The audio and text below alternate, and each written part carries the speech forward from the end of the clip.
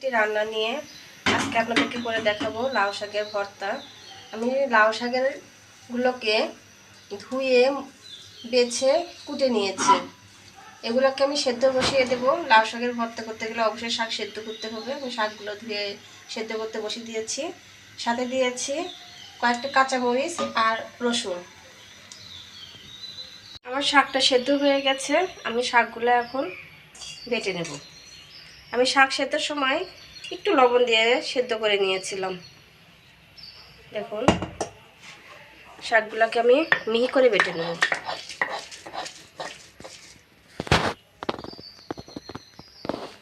সেদ্ধ করে বেটে নিয়ে চলে এসেছি। এখন এটাকে ভর্তা করে দেখাবো। ভর্তার জন্য নিয়েছি 2টো শুকনো মরিচ, স্বাদ মতো লবণ। মরিচটাকে ভালো করে পিষে নেব।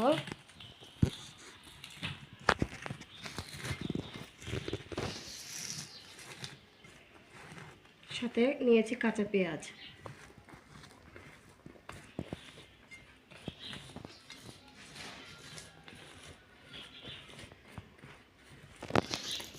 আর দিয়ে দিব খাঁটি সরিষার তেল। দেখুন, যে যেমন ভর্তাতে তেল খেতে পছন্দ করেন সেভাবেই দিবেন। সবগুলো একত্রে ভালোভাবে মাখিয়ে নেব।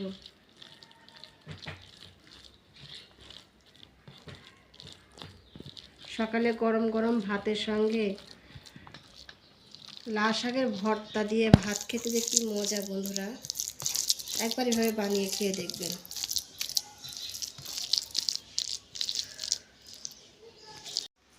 ভাতের প্লেট চলে এসেছে, নিয়ে নিলাম ভর্তা।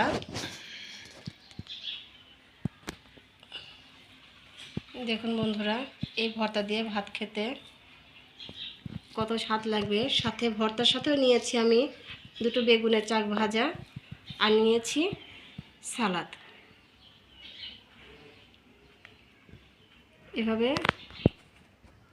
একবার গরম গরম ভাতের সঙ্গে খেয়ে দেখবেন এই শীতে।